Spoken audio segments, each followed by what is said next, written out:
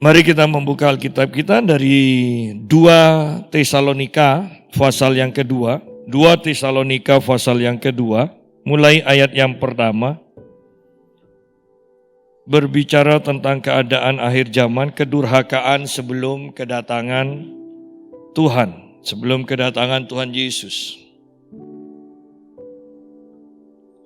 Tentang kedatangan Tuhan kita, Yesus Kristus, dan terhimpunnya kita dengan Dia, kami minta kepadamu, saudara-saudara, supaya kamu jangan lekas bingung dan gelisah, baik oleh ilham roh maupun oleh pemberitaan atau surat yang dikatakan dari kami, seolah-olah hari Tuhan telah tiba. Janganlah kamu memberi dirimu disesatkan orang dengan cara yang bagaimanapun juga. Sebab sebelum hari itu haruslah datang dahulu murtad. Dan haruslah dinyatakan dahulu manusia durhaka yang harus binasa. Yaitu lawan yang meninggikan diri di atas segala yang disebut atau yang disembah sebagai Allah. Bahkan ia duduk di bait Allah dan mau menyatakan diri sebagai Allah. Tidakkah kamu ingat bahwa hal itu telah kerap kali kukatakan kepadamu ketika aku masih bersama-sama dengan kamu? Nah, kita berhenti sampai sini dulu. Paulus mengingatkan jemaat di Tesalonika tentang akhir zaman, tentang kedatangan Tuhan yang kedua kalinya. Dan Paulus mengingatkan juga bahwa dia sudah sering kali mengajar hal ini.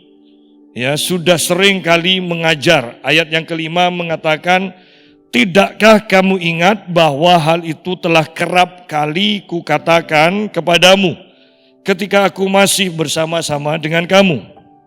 Jadi Paulus sudah sering kali mengajar, mengingatkan tentang akhir zaman ini. Dan kita sekarang berada di detik-detik terakhir dari akhir zaman. Banyak orang bingung, bahkan orang-orang Kristen pun banyak yang bingung, banyak yang takut, banyak yang bimbang, banyak yang tidak mengerti apa yang harus dilakukan. Nah, mari kita lihat dari ayat pertama, di sini dikatakan tentang kedatangan Tuhan. Tentang kedatangan Tuhan kita Yesus Kristus dan terhimpunnya kita dengan Dia, kami minta kepadamu saudara-saudara supaya kamu jangan lekas bingung dan gelisah. Mengapa jemaat bingung dan gelisah? Karena banyaknya pengajaran, di sini dikatakan baik oleh ilham roh maupun oleh pemberitaan atau surat yang dikatakan dari kami, seolah-olah hari Tuhan telah tiba. Yang paling mudah sekarang tentang vaksin, tentang virus, wah itu kacau. Bahkan masih banyak pendeta yang tidak mau divaksin dan mengajarkan kepada banyak jemaat bahwa kalau divaksin nanti tidak akan mengalami pengangkatan, ya. Dan ini tentunya akan bikin bingung, ya. Ini akan bikin bingung. Walaupun alasan-alasan yang harus kita waspadai ada kebenarannya sedikit, tetapi tidak perlu kita sampai mengalami kegelisahan, kebingungan, ketakutan dan sebagainya, ya. Sebab memang semuanya akan mengarah kepada munculnya antikris, ya. Munculnya antikris sebagai penguasa tunggal di bumi. Dan ketika semua orang bingung soal chip, soal virus, maka perhatikan bahwa sebenarnya memang semuanya akan mengarah ke sana. Anda lihat orang mau naik pesawat harus pakai ini, kalau enggak bisa naik pesawat. Sekarang kalau mau ke mall harus begini, kalau enggak bisa masuk mall. Nantinya akan mengarah kepada ketika antikris menyatakan diri sepenuhnya yang tidak memakai angka 666 mereka tidak bisa membeli atau menjual apapun juga, ya.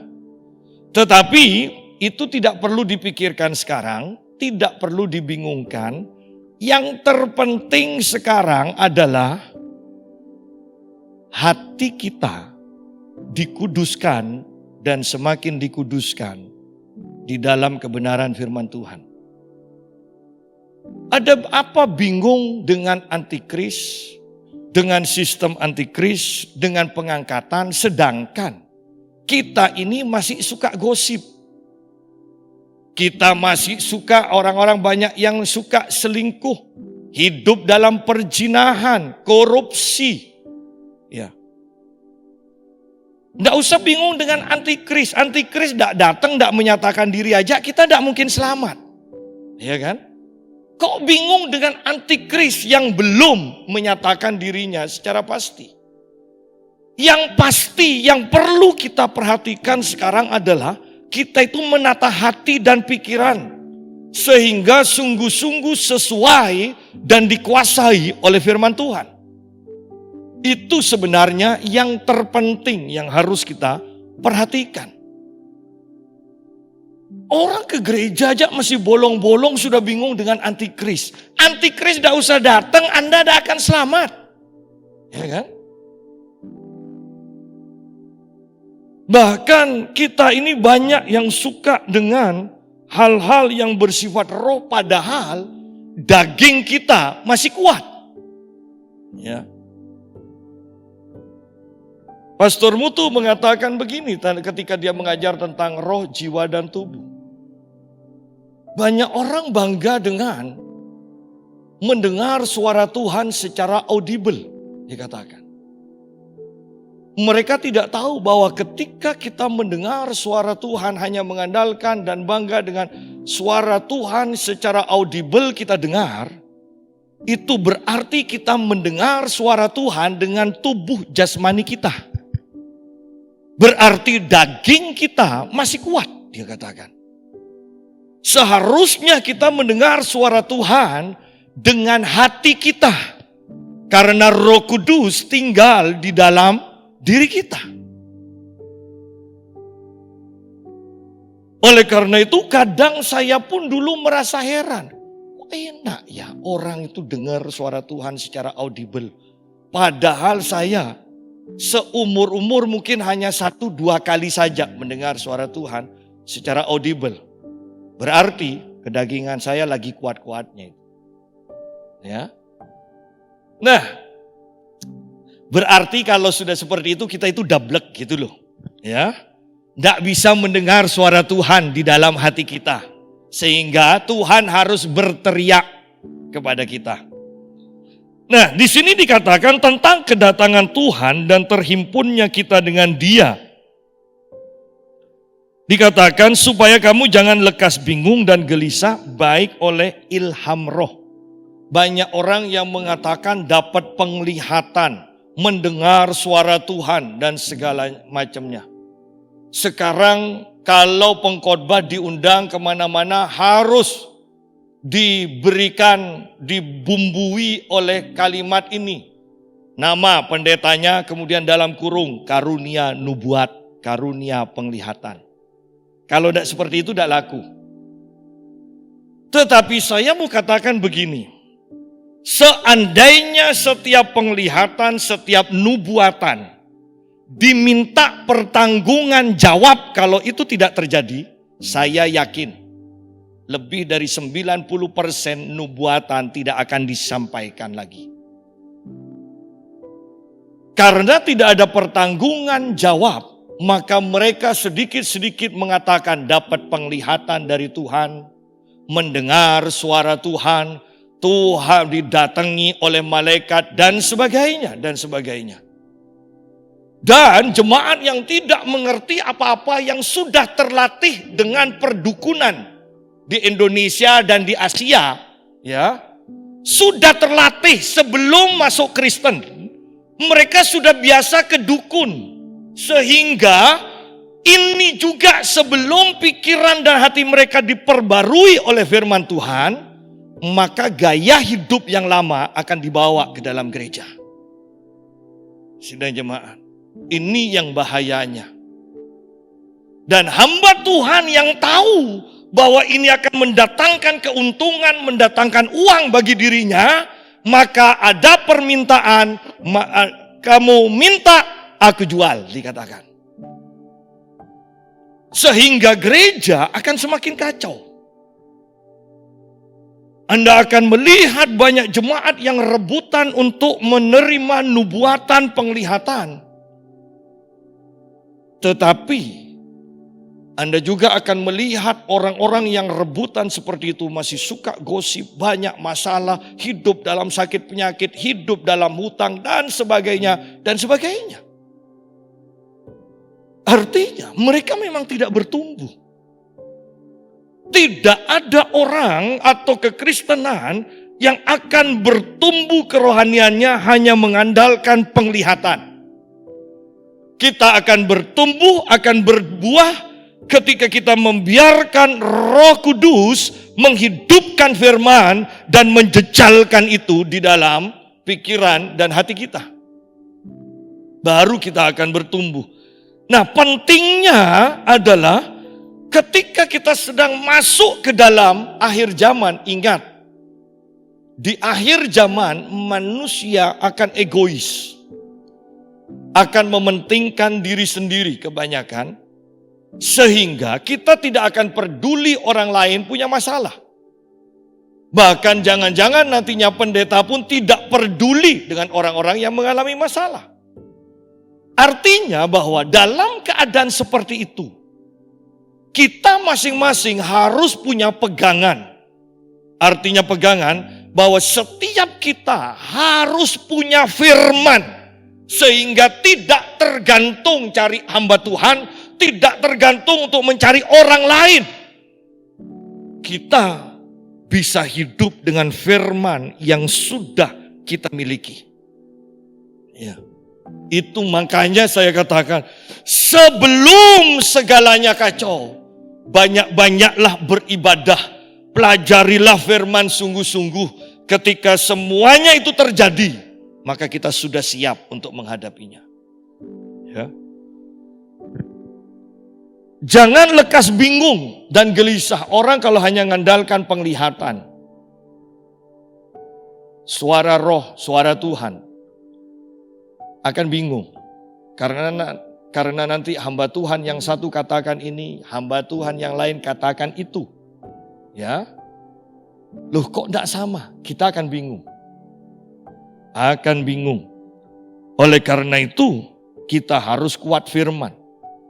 Firman yang tetap teguh untuk selama-lamanya.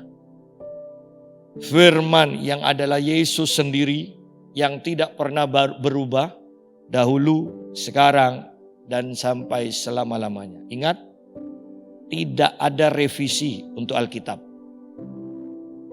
Kalau kitab lain mungkin ada revisi dan banyak revisinya kalau Anda pelajari.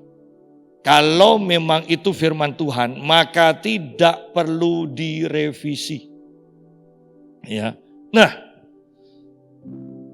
supaya kamu jangan lekas bingung dan gelisah, baik oleh ilham roh maupun oleh pemberitaan. Apakah ini berbicara tentang pemberitaan firman atau berita-berita yang lainnya? Presiden kita sudah mengumumkan bahwa setelah 2 virus dan yang kita paling takuti sementara ini adalah virus Delta, dikatakan WHO sudah menemukan virus yang terbaru di 3 negara ya, yang lebih bahaya dari virus Delta. Sehingga kita harus sungguh-sungguh hati-hati, dikatakan. Dan jelas Presiden kita mengatakan, kita semua tidak tahu sampai kapan ini akan berlangsung. Ya. Amerika, presidennya sudah mengumumkan bahwa pasti akan ada pandemi baru. Sehingga Amerika sudah menyiapkan dana untuk pandemi yang akan datang yang baru. Sebanyak lebih dari 900 triliun. Amerika sudah menyiapkan untuk pandemi selanjutnya. Ya. Jadi keadaan kita tidak akan semakin baik. Kalau kita tidak sungguh-sungguh mengalami Tuhan, maka kita akan bingung, akan gelisah, akan takut. Oleh karena itu saya selalu katakan yang terpenting sekarang adalah meningkatkan iman. Kalau dengan iman, Petrus bisa berjalan di atas air. Maka dengan iman juga kita bisa mendapatkan perlindungan Tuhan dari apapun juga.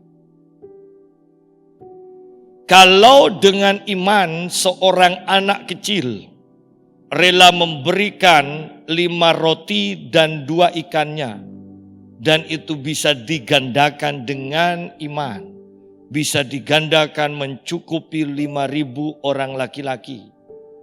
Maka dalam keadaan apapun ekonomi di seluruh dunia, dengan iman Tuhan tetap mampu mencukupi kita. Oleh karena itu saya selalu katakan yang terpenting adalah iman ditingkatkan. Iman ditingkatkan. Jangan lekas bingung dan gelisah baik oleh ilham roh maupun oleh pemberitaan. Hati-hati, tidak semua pemberitaan firman Tuhan disesuaikan atau sesuai dengan firman Tuhan.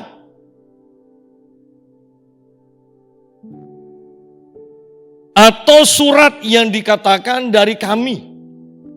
Artinya banyak orang yang mengatasnamakan ini dari Paulus. Dari hamba Tuhan besar.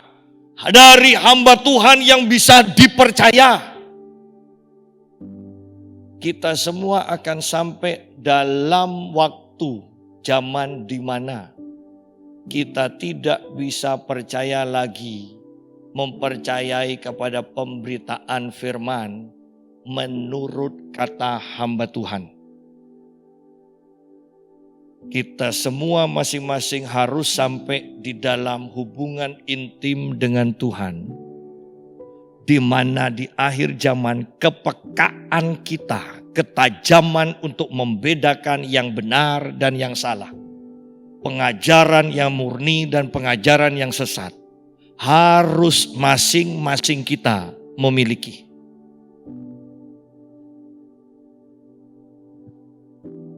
Supaya kamu jangan lekas bingung dan gelisah baik oleh ilham roh.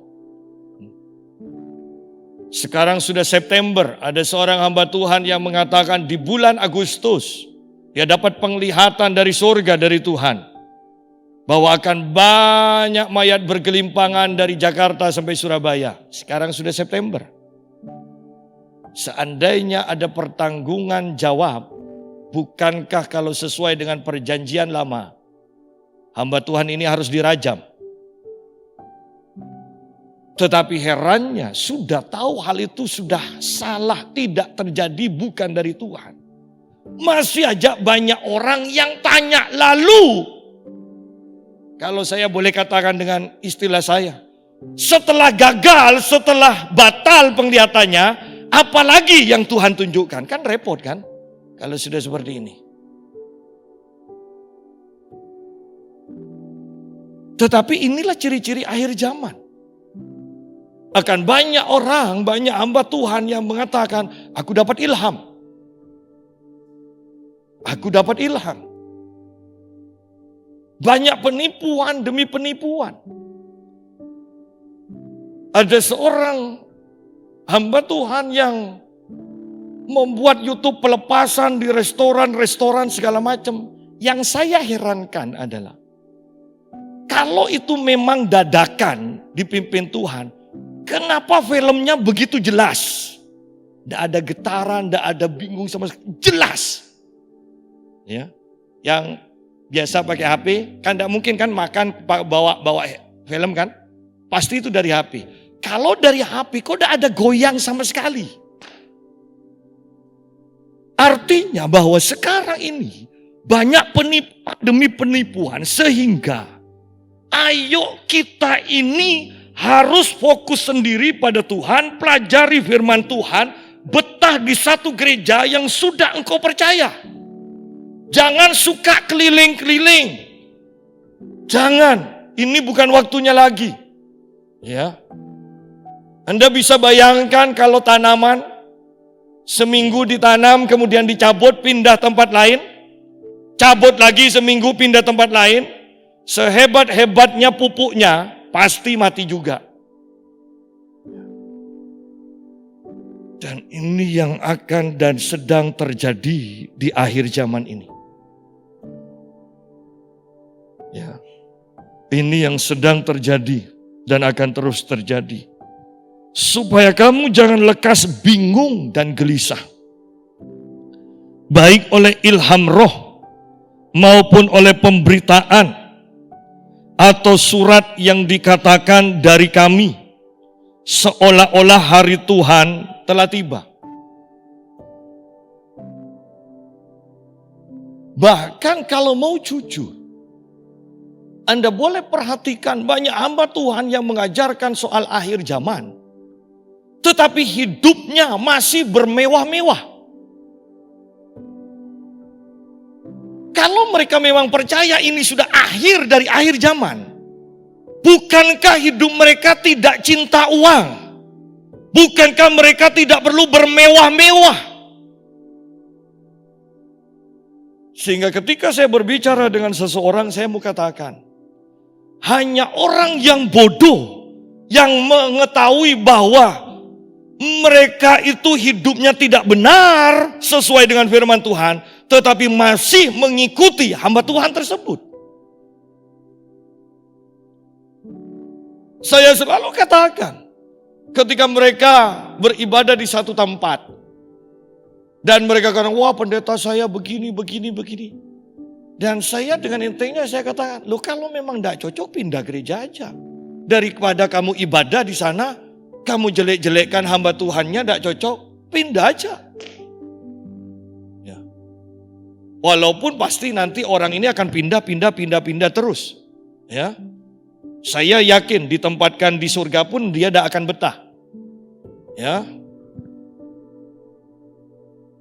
Nah, lihat di sini. Ayat yang ketiga. Janganlah kamu memberi dirimu disesatkan orang dengan cara yang bagaimanapun. Berarti banyak cara, berbagai macam penyesatan, berbagai macam orang juga berusaha untuk menyesatkan. Cara, orang, dan di berbagai tempat.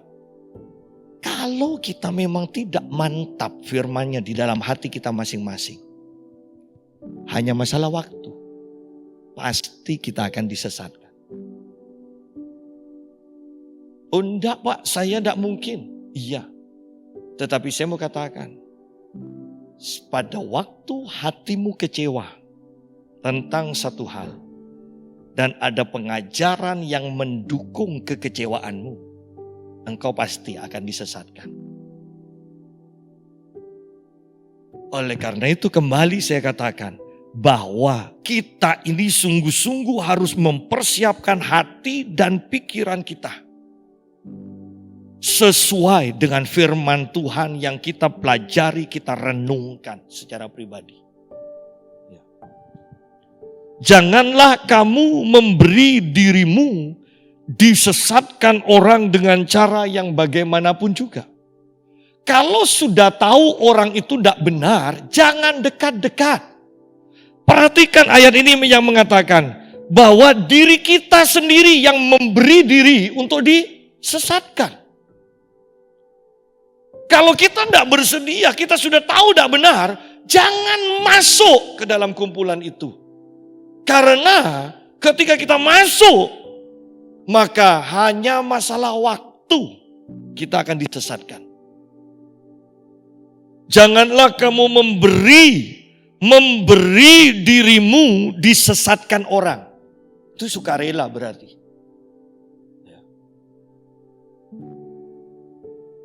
dengan cara yang bagaimanapun juga. Berarti banyak caranya. Banyak caranya. Ya. Banyak caranya. Sehingga kita harus berhati-hati. Atau mungkin karena banyak cara, ini akan datang secara beruntun. Satu tidak kena, datang lagi cara yang lain. Tidak kena, datang lagi cara yang lain. Akhirnya pasti kena juga. Kalau kita tidak sungguh-sungguh kuat di dalam kebenaran firman. Ya. Sebab sebelum hari itu, haruslah datang dahulu murtad. Dan haruslah dinyatakan dahulu manusia durhaka yang harus binasa. Sidang jemaat, saya dari awal tadi mengatakan, tidak usah terlalu bingung soal pengangkatan. Kenapa? Karena jelas sebelum pengangkatan, sebelum waktu pengangkatan, di sini dikatakan akan didahului dengan banyaknya kemurtatan yang terjadi. Ya, banyaknya kemurtatan yang terjadi dan sebelum pengangkatan dikatakan haruslah dinyatakan dahulu manusia durhaka. Manusia durhaka yang harus binasa. Sebab sebelum hari itu, hari Tuhan itu, haruslah datang dahulu murtad dan haruslah dinyatakan dahulu manusia durhaka yang harus binasa. Rasul Yohanes di dalam suratannya mengatakan, tidak mungkin orang itu murtad kalau memang dari awal dia itu lahir baru, hidup dalam firman, mereka itu memang adalah anak-anak Allah bersama kita. Kenapa bisa murtad? Karena memang dari awal dia itu hanya ikut-ikutan. Tidak pernah membiarkan firman dan Roh Kudus masuk dan bekerja mengubahkan hati dan pikiran kita. Sehingga jangan heran ketika kemurtatan demi kemurtatan terjadi. Istilahnya pindah agama, pindah kepercayaan. Jangan heran. Itu harus terjadi. Tetapi ketika ini semakin banyak terjadi, kita harus sungguh-sungguh mempersiapkan diri dengan keyakinan bahwa sebentar lagi Tuhan Yesus akan datang di atas awan-awan dan kita akan mengalami pengangkatan. Ya. Pada waktu manusia durhaka atau antikris ini menyatakan dirinya, pada waktu itu juga gereja akan diangkat. Pada waktu antikris menyatakan dirinya sebagai pemimpin dunia, ya, yang akan mengatakan bahwa satu agama di dunia. Jadi sekarang kan banyak agama. Itu akan dikumpulkan yang baik-baiknya semua, persamaannya itu akan dijadikan satu dan menjadi satu agama di bawah kepemimpinan antikris. Sehingga hati-hati semua orang yang selalu beranggapan semua agama sama. Ya. Ini sudah bibit benih untuk nanti percaya kepada antikris. Bahwa sebelum antikris dan sebelum Yesus datang di awan-awan dan gereja mengalami pengangkatan, akan terjadi banyak kemurtatan. Bisa jadi ini diawali karena kita terlalu percaya kepada penglihatan yang bukan dari Tuhan, dari ilham roh, dari firman yang tidak sesuai dengan firman Tuhan, hanya menyenangkan telinga, hanya enak didengar, hanya membuat kita tertawa, tetapi tidak mengubahkan hati. Hati-hati. Kita sedang menuju kepada kemurtatan. Dan antikris akan berkuasa. Di sini dikatakan, Dan haruslah dinyatakan dahulu manusia durhaka yang harus binasa, yaitu lawan yang meninggikan diri di atas segala yang disebut atau yang disembah sebagai Allah. Bahkan ia duduk di bait Allah dan mau menyatakan diri sebagai Allah. Antikris sebagai penguasa tunggal belum muncul. Sehingga kita tidak usah bingung memikirkan vaksin ini tanda antikris segala macam, tidak usah. Saya mau katakan sudahlah, sekarang itu yang penting tata hati kita sesuai dengan firman Tuhan. Ya. Tidak usah bingung karena antikrisnya nantinya kita akan jelas bahwa antikris ini menyatakan dirinya sebagai Allah yang akan disembah. Sebagai Allah yang membuat peraturan yang harus ditaati. Sehingga akan membuat orang-orang memilih mentaati antikris dan menyangkal Tuhan. Akan membuat orang-orang itu bisa bertransaksi dengan bebas di muka bumi. Ketika tidak mau menyembah antikris sebagai Allah, maka orang-orang tidak bisa bertransaksi. Bahkan mungkin dikejar-kejar, disiksa, dan sebagainya. Itu yang akan terjadi. Nah, ayat yang ke-6. Mengapa saya katakan bahwa kita tidak usah bingung dulu lah soal antikris. Ya, tidak usah bingung dengan chip dan segala macam. Yang perlu kita lakukan sekarang adalah hidup di dalam firman. Ayat yang ke-6 mengatakan, dan sekarang kamu tahu apa yang menahan dia. Yang menahan antikris ini sampai sekarang tidak muncul dan belum menjadi penguasa tunggal. Ya.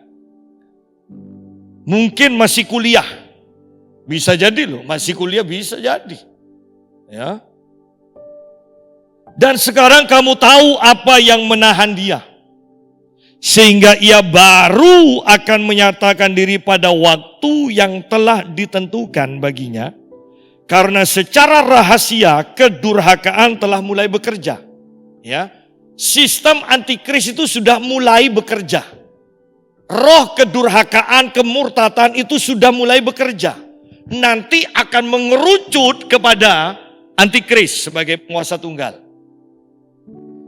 Karena secara rahasia kedurhakaan telah mulai bekerja, tetapi sekarang masih ada yang menahannya. Kalau yang menahannya itu telah disingkirkan, pada waktu itulah si pendurhaka baru akan menyatakan dirinya. Perhatikan, antikris tidak akan muncul karena masih ada yang menahannya. Siapa yang menahannya? Bukan Tuhan. Yang menahan kemunculan antikris adalah gereja yang benar. Nanti dikatakan ketika kalau yang menahannya itu telah disingkirkan, diangkat, baru antikris akan muncul secara penuh. Kan gereja disebut terang dunia. Bumi akan semakin gelap, tetapi tidak akan sepenuhnya gelap. Karena masih ada terang. Kalau terang dunia ini, yaitu gereja, diangkat, barulah bumi akan sepenuhnya gelap.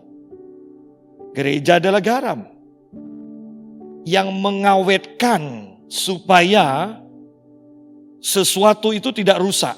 Ya, ikan tidak rusak ketika diawetkan dengan garam. Apapun ketika diawetkan dengan garam, tidak mudah rusak. Bumi tidak akan sepenuhnya hancur selama masih ada gereja sebagai garam dunia.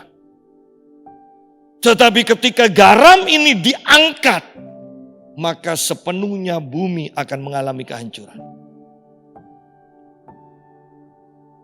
Sehingga betapa pentingnya kehidupan gereja di muka bumi ini. Kembali kepada ayat yang ke-6. Dan sekarang kamu tahu. Bayangkan di sini, Jemaat di Tesalonika aja 2000 tahun yang lalu Paulus sudah katakan kamu sudah tahu kok. Tetapi kita gereja yang sekarang ini mendapatkan banyak pewahyuan, herannya banyak yang tidak ngerti apa-apa. Soal akhir zaman, soal antikris. Sehingga mudah dibingungkan, mudah takut, mudah gelisah di akhir zaman ini. Paulus mengatakan, dan sekarang kamu tahu apa yang menahan dia, menahan antikris ini. Sehingga ia baru akan menyatakan diri pada waktu yang telah ditentukan baginya. Pada waktu kapan? Pada waktu gereja sudah diangkat. Gereja sudah diangkat. Karena secara rahasia, kedurhakaan telah mulai bekerja. Tetapi sekarang masih ada yang menahannya. Kalau yang menahannya itu telah disingkirkan, pada waktu itulah si pendurhaka baru akan menyatakan dirinya. Dan dia akan memproklamirkan dirinya di bait Allah di Israel. Dia akan memproklamirkan dirinya di sana. Satu agama di seluruh dunia harus menyembah antikris ini. Jadi gereja sekarang harus berbenah. Karena ketika sangkakala ditiup, pada sangkakala yang ke-7, Anda hanya akan membaca yang isinya cawan. Selalu setiap cawan itu ditumpahkan celaka. Celaka. Selalu diawali celaka. Celaka yang pertama. Celaka yang kedua. Selalu seperti itu. Tetapi ingat kembali. Tesalonika juga mengatakan. Gereja kita tidak ditetapkan untuk menerima murka Allah. Sedangkan 7 cawan itu disebut 7 cawan murka Allah. Jelas. Pada sangkakala yang ke-7, sebelum cawan itu dicurahkan, maka gereja yang benar akan diangkat. Setelah gereja mengalami pengangkatan, waktu untuk Israel dimulai lagi. Perhatikan.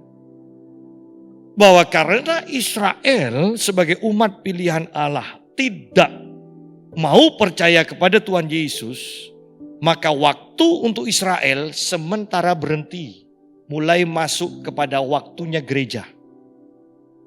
Ketika gereja diangkat nanti, barulah waktu untuk Israel akan dimulai lagi. Di sanalah dalam penganiayaan seperti itu, bangsa Israel akan menyembah Yesus sebagai Tuhan mereka.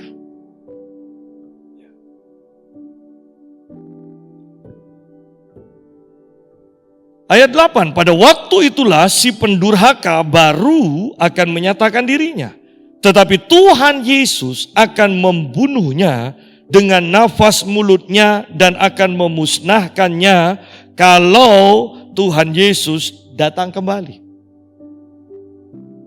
Bahwa kedatangan Yesus yang kedua kalinya itu terjadi 2 tahap. Ya, 2 tahap. Tahap pertama, kedatangan Yesus di awan yang menjemput gerejanya. Setelah itu, nanti Yesus akan datang tahap yang kedua, di mana dia akan di sini, yang terjadi di sini. Yesus akan membunuh antikris itu dengan nafas mulutnya dan akan memusnahkannya kalau ia datang kembali. Tadi pagi saya sudah jelaskan kenapa ketika gereja diangkat, mengalami pengangkatan, Yesus dan para malaikat menjemput kita di awan-awan. Karena awan berbicara tentang langit atau surga tingkat yang kedua. Di mana itu adalah tempatnya roh-roh jahat berkuasa, memerintah.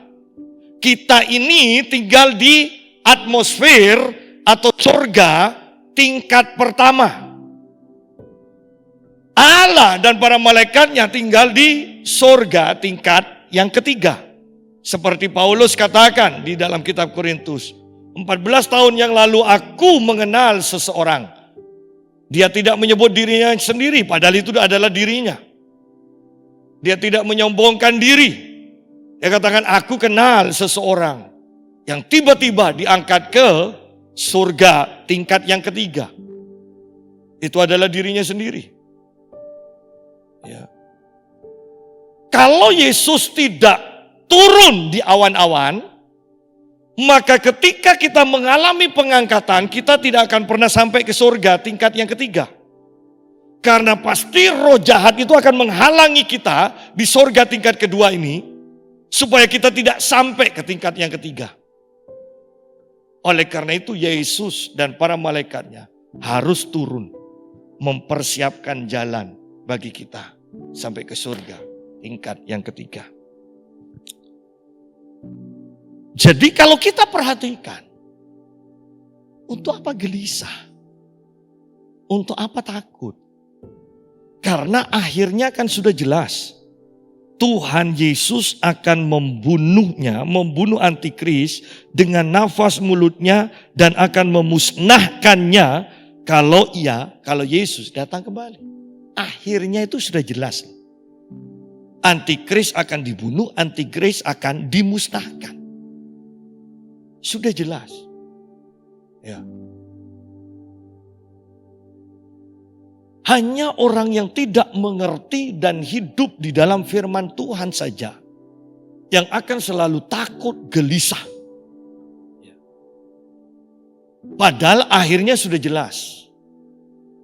Yesus yang mengalami kemenangan, bukan antikris. Yesus yang membela umatnya, bukan antikris yang menghancurkan umat Tuhan. Pola pikir kita, sudut pandang kita harus diubahkan. Ya. Ayat yang ke-9. Kedatangan si pendurhaka itu adalah pekerjaan iblis.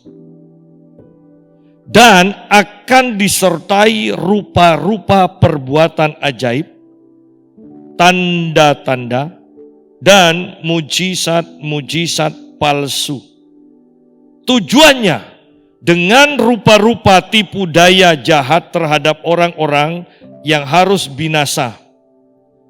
Karena mereka tidak menerima dan mengasihi kebenaran yang dapat menyelamatkan mereka. Bahwa antikris bekerja sama dengan iblis akan mengadakan banyak perbuatan ajaib, tanda-tanda ajaib, dan mujizat-mujizat, tetapi semuanya palsu. Arti palsu itu bukan Tuhan, tetapi mereka mengatasnamakan dari Tuhan.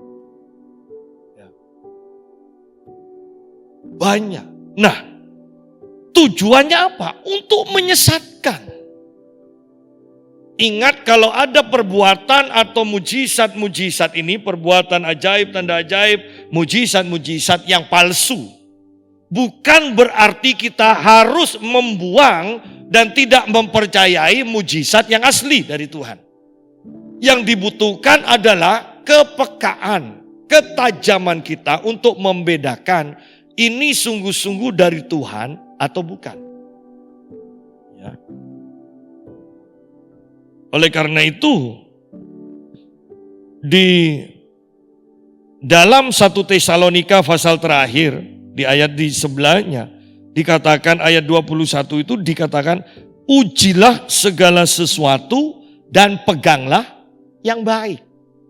Uji, ini dari Tuhan atau bukan? Kalau dari Tuhan, pegang. Kalau dari Tuhan, terima. Kalau bukan dari Tuhan, tolak. Tetapi untuk membedakan itu tidak mudah. Kita harus bergaul karib dengan Tuhan sehingga kita punya ketajaman, kepekaan secara rohani untuk membedakan. Berarti kalau gereja tidak bertumbuh, tidak berubah,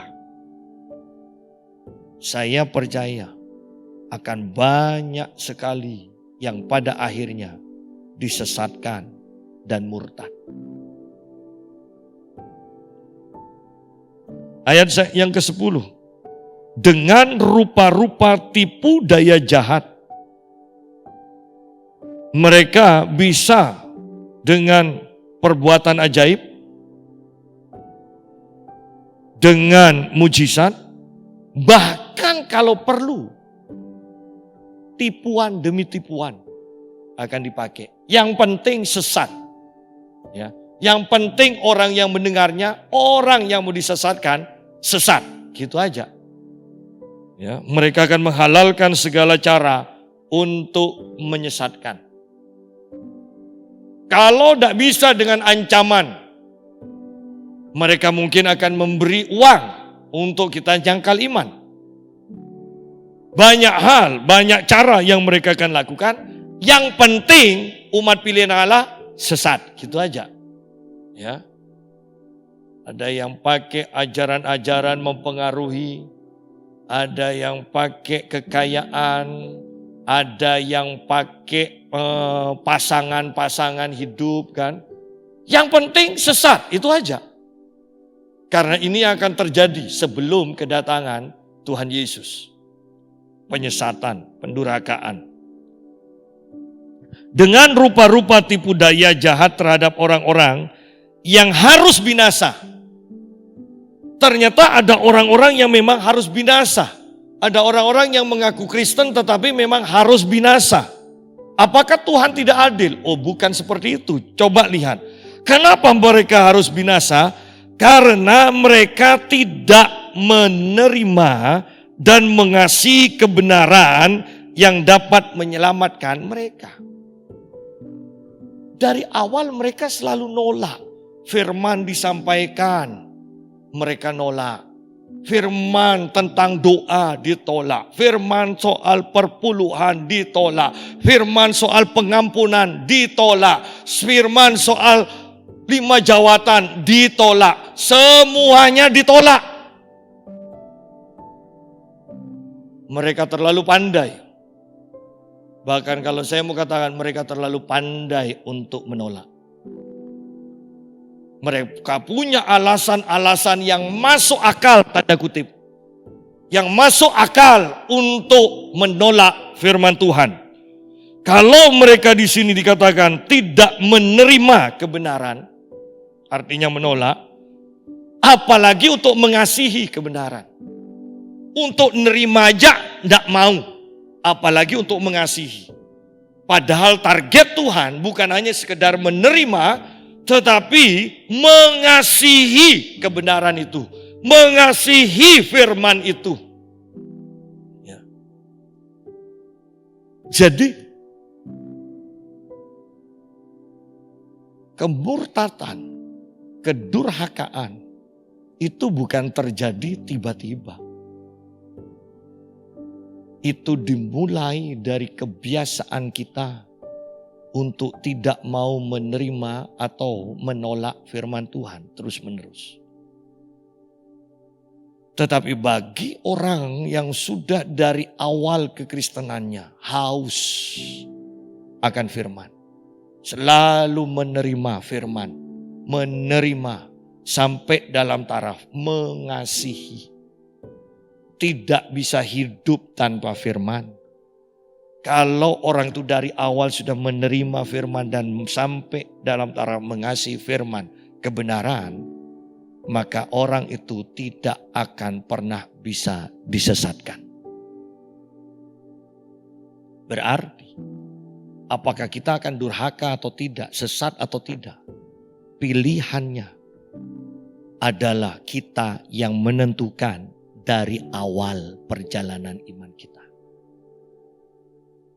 Kalau dari awal kita sudah tidak menerima, kita tidak bisa tiba-tiba sekarang kita kemudian menerima dan mengasihi firman. Tidak bisa. Ya. Itu dimulai dari perjalanan iman, dari awal perjalanan iman kita. Hati-hati di sini. Waktunya sudah dekat. Persiapkan diri sungguh-sungguh. tidak menerima dan mengasihi kebenaran yang dapat menyelamatkan mereka. Ingat, yang dapat menyelamatkan mereka itu hanyalah kebenaran. Alkitab katakan firman-Mu adalah kebenaran di dalam Injil Yohanes 17. Dan itulah sebabnya Allah mendatangkan kesesatan atas mereka yang menyebabkan mereka percaya akan dusta. Jangan terjebak dengan kalimat ini, wah berarti sia-sia dong kita berusaha tidak disesatkan. Sebab yang menyebabkan kesesatan itu adalah Allah. Ayat yang ke-11 dikatakan, itulah sebabnya Allah mendatangkan kesesatan atas mereka yang menyebabkan mereka percaya akan dusta. Berarti Allah, oh tidak. Anda harus sungguh-sungguh perhatikan ayat di atasnya. Ya. Tuhan selalu memberikan kebenaran, memberikan firman, tetapi mereka terus-menerus menolak firman itu.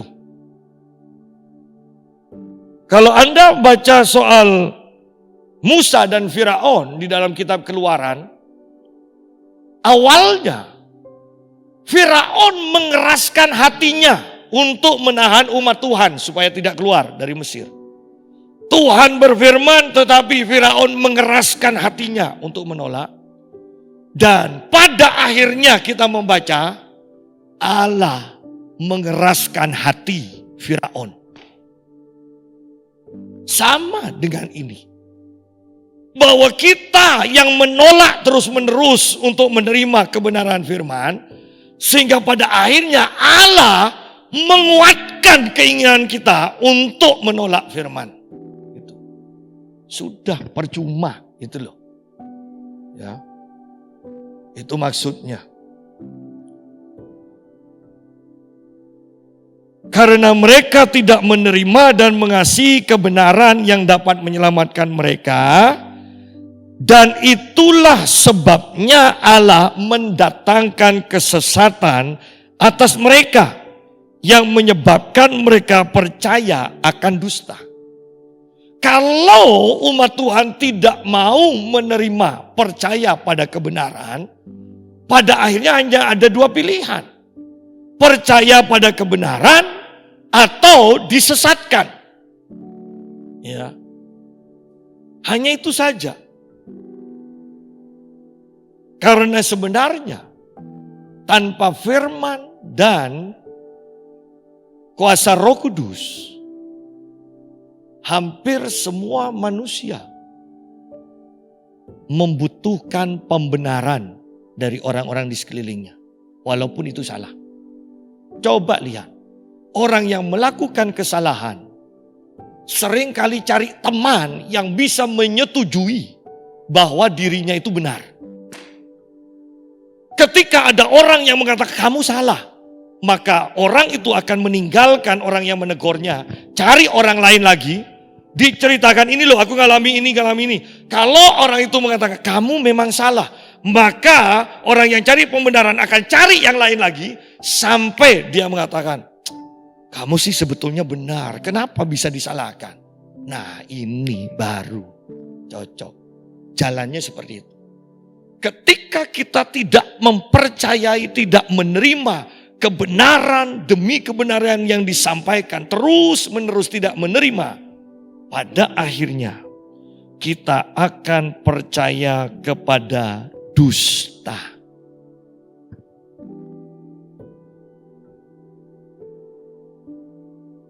Mereka percaya akan dusta karena mereka tidak percaya pada kebenaran. Selama mereka menerima percaya pada kebenaran firman Tuhan, mereka tidak akan bisa didustai, mereka tidak akan percaya kepada dusta. Ya.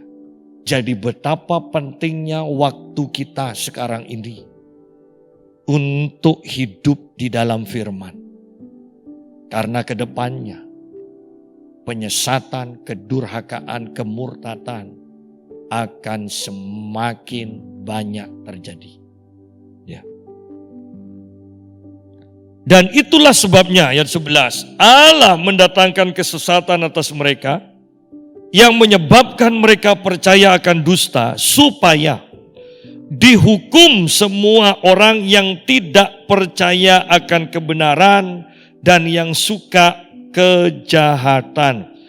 Perhatikan, ketika kita menolak kebenaran, tidak menerima kebenaran dan tidak mengasihi kebenaran, yang akan kita alami adalah kita akan percaya kepada dusta dan sampai dalam taraf kita akan suka pada kejahatan. Anda bisa bayangkan orang kalau sudah suka, hobi dengan kejahatan, akan selalu cari waktu untuk melakukan kejahatan. Karena itu hobinya. Itu sudah kesukaannya. Jangan remehkan ketika kita tidak mengasihi kebenaran. Pada akhirnya setahap demi setahap kita sampai dalam level suka pada kejahatan. Sehingga pada waktu yang menahan antikris, yaitu gereja, itu disingkirkan atau diangkat. Kita sekalipun menyebut diri Kristen, kita tidak akan mengalami pengangkatan. Hati-hati, sungguh-sungguh persiapkan diri. Karena pada akhirnya tidak akan ada lagi waktu untuk memperbaiki diri. Sekaranglah waktunya kita terus memperbaiki diri kita melalui kebenaran firman Tuhan.